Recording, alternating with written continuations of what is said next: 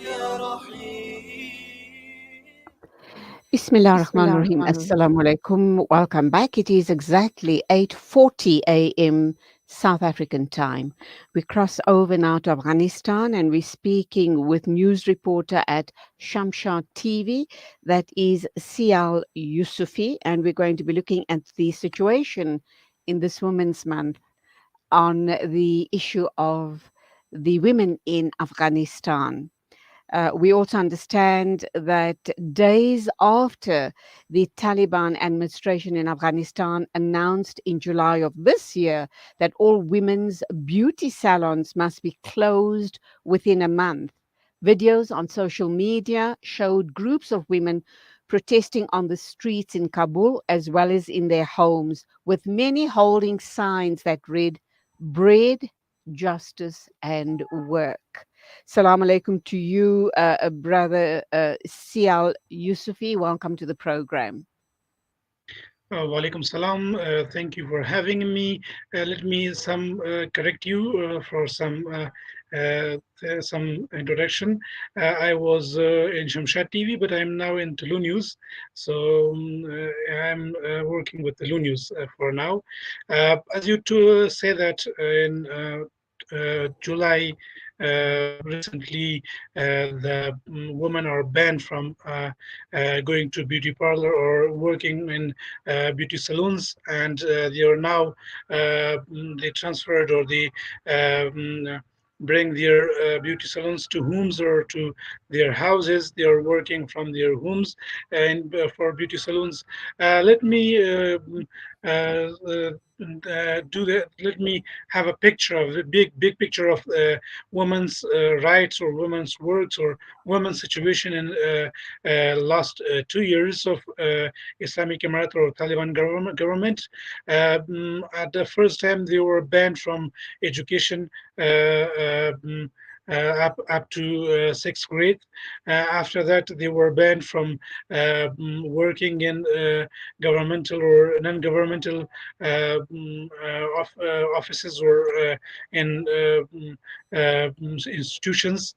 After that, they're banned from universities, and they have always protested about these things and about these sanctions which were put on them from Taliban, from government.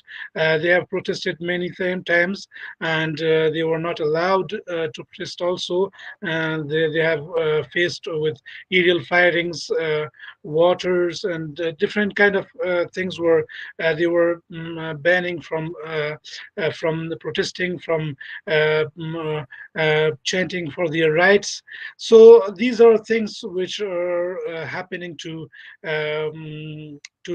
women from the beginning of the Taliban government or last 2 years, and recently they're as you say that they're banned from their beauty salons and beauty parlors. So their activities are limited in these 2 years. Isn't the fact that women are being deprived of an education, even at a university level, and the fact that they have been taken completely out of the supposedly growing economy of the Taliban, or the Taliban's trying their level best to try and grow the economy, because there do seem to be issues around. The economy stagnating. They do need the women to drive the economy, don't they?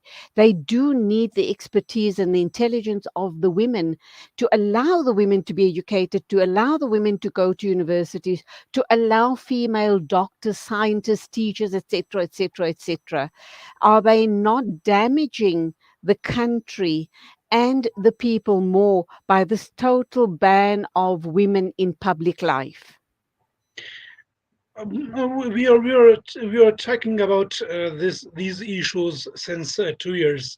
If you're not allowing the women, the girls to be educated, how will the women or the female treated in the hospitals? If you're not allowing the women to be educated, how will the economy, how will the things which only women can do, how will these things improve and develop? As you told, if the women and the girls are not educated, how will they work in the society? How will the economy of the society will grow? These things, we are always asking the government about these things. If the woman or the female or the only caretaker of a family, if you are not allowing them to be educated, if they are not allowed to be work in the public, if you're not allowing these women who are the only caretaker of their family, how will the family's economy will improve? How will they support their family? How will the economy of a society will improve? So these are all the questions we are asking the government since 2 years, but they are still telling us that the situation is not proper. The environment is not proper for them to go to work, to go to schools, to go to universities. And it's been 2 years that they are telling us that the situation is not proper, or the situation is not ready for the environment is not for ready for the girls to be educated, to go to school. So these are all the questions, and we didn't have the answer yet. And we don't have the proper, the correct, or the reasonable answer or the logical answer for these questions. We see that some of the exhibitions, they have some women traders or entrepreneurs, or some women businesswomen. They are participating in this small atmosphere, in a small environment of business, but it's not enough. But it's not enough for those women. The woman should go to study. The woman should be educated. The woman should be doctor. The woman should be all the teachers, all the society, the one the society which need female workers, female doctors, female teachers. We don't have that society yet. We don't have that society since last 2 years, and we are keep asking the government, and they are giving not that much reasonable reasons to us. So, since the Taliban has come into power over the past 2 years, all of that has stopped. All of those freedoms for women has been stopped totally, meaning that women over the past 2 years have lost 2 years of their lives of no education and no movement. What happens to women who are very active on social media and so forth?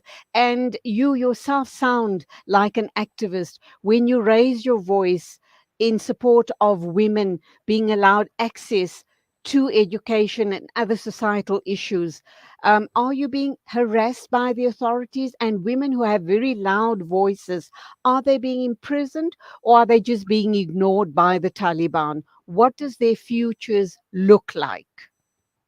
We are not like our job is like media. From through media we can raise their voices, raise our voices, our rights, and everyone's voice. We can raise them from media. Yes, in the beginning they were harassed, they were imprisoned, and the people who were trying to raise their voice and ask for their rights, they were imprisoned, they were harassed, they were treated by the government. But now the government has its own strategy. They are ignoring the things which we asked in through media, through social media, through other channels, and through other ways or routes. We are asking, or the women or the female protest or activists asking their rights. They are ignored. Mostly in social media, when you ask for them things, when a female activist asked for their rights, they were ignored from the government side. And when they came to the streets, they were not allowed to protest. So at the beginning they were threatened, they were imprisoned, they were some of them were beaten, but now the strategy is a little bit normalized. They are just ignoring the voice, and they are giving the reasons to these answers to these protests that we are trying to get a situation, or to get an environment which are good for the females and female, for the women and girls to be educated. So the strategy is a little bit normalized nowadays. Do you believe that women and other activists have gone underground in creating their own avenues of self study just to keep busy and to educate themselves so that if ever things change within the Taliban, they're thinking that they'll be well prepared to enter the job market? Question number one. Question number two, is there not a fear that a lot of these women might leave Afghanistan, or do you believe they'll be prevented by leaving by the Taliban? For the first question, as you said, that there are some underground schools, and there are some centers, education centers they created. Yeah, in some areas of Kabul, in some areas from other provinces, remote areas, some activists, some female activists, some male activists, they try to create some centers, education centers, which are very limited, which are not enough, and they are trying to educate some small girls and boys, but it is not enough. It's not in the big pictures. We can't fit that, and we can. It will not enough for the future of Afghanistan, future for the future of girls of Afghan girls, Afghan women. It's not enough. But in some cases, we have some reports that if Taliban or the government, especially of the government, uh, recognize that centers, some of them are banned, some of them are closed, and they didn't allow that. But we have that centers, but these centers are not enough. They are not the way. The solution is not, it's not a solution. For the Absolutely. second questions, yeah, some of them are because of education, because of their families, because of their future of their children. Some parents choose the way of leaving Afghanistan. They're going out, and the reason is that if we stay in Afghanistan, we stay here, our children will be ill-educated. Our children, the future of our children will be dark, and because of these reasons, they are choosing the way of leaving Afghanistan. We have a lot of families, we have a lot of cases that they left Afghanistan, and they are now lifting, or leaving Afghanistan for only this that reason, that Okay. if they stay in Afghanistan, the future of their children will be dark. So because of All that, they right. are leaving Afghanistan. Okay. Are they leaving through official, regular channels? Are they allowed to leave? Are they being given permission by the Taliban, or do they need to leave through the back door, undercover, so to speak? Otherwise, they'll be stopped from leaving. What does that situation look like? So there are a lot of ways. Some of them are going like the human trafficking ways. Some of them are officially going through some cases they have with IOM, with UN, with other European countries, where they have cases of human rights cases, and media cases, other cases. So from different channels, they are leaving Afghanistan. Some of them, yeah, the dangerous ways are the human trafficking. Most of the families, they are trying to go illegally from illegal ways, and some of them are going through. They have some cases with IOM, with UN, with European Union, with some international activists, or activity human rights activities organizations. So wherever they have The the means, way, absolutely. Yeah. they're going Okay. out. Let me ask you this final question. Well, two questions, in fact. Foreign NGOs, have they been shut down? Those that are supporting in terms of education, in terms of healthcare, in terms of upliftment of any form, are they still active in Afghanistan, or has the Taliban shut them out? Most of them are shut down. Most of them, the female workers were not allowed, and most of the projects, the international organization or non-governmental organization or NGOs, which they have some work, most of them are shut or some of them are limited.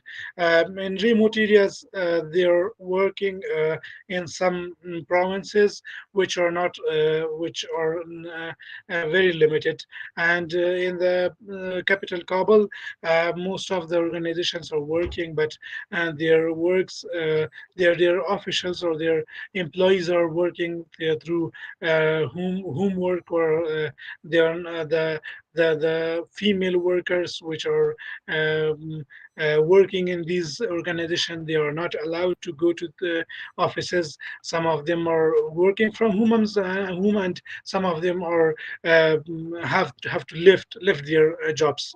Uh, the organization that have official projects with the government, they are allowed in some cases, but the organization, they are working only for people, they are not allowed. Okay. But Taliban have All right. some reasons and some excuses for that, that they are doing projects which are not in the benefit of Afghanistan, or in the Okay. benefit of our country. So there, some of them are, Finally, some of them are limited. finally, can I just ask you this final question? We are running out of time. In the 2 years that the Taliban has taken over, do you believe it has benefited the people of Afghanistan, or has it just pushed them way, way back? And it's going to take years and years and years to be where you want to be as people of Afghanistan? We are way back from from the society which are internationally recognized, which are properly for the benefit of the people. We are way back of that. But as we listen, as we hear it from the government, they said that we are trying. We have a big projects like Topi, like CASA 1000, and most of the economic projects, we are working on that, as the government said. But we are in fact, we are back away from the society which is internationally organized or internationally recognized by the international community and the world we are living in. Sial Yousofi, news reporter, talking to us about the situation of the women in Afghanistan 2 years after the Taliban takeover. And I must say, it sounds very, very bleak for the women of Afghanistan. It absolutely, absolutely sounds like no future at all. Duas, that things do change, inshallah, but we will talk with you again sometime in the future. Go well, our duas with the women of Pakistan, Afghanistan, inshallah. Assalamu alaikum to you. Thank you, inshallah. Thank you for having. 8:59, our news correspondent standing by to talk with us, rather to bring the news bulletin of the morning. So do stand by for Zai Jadwit.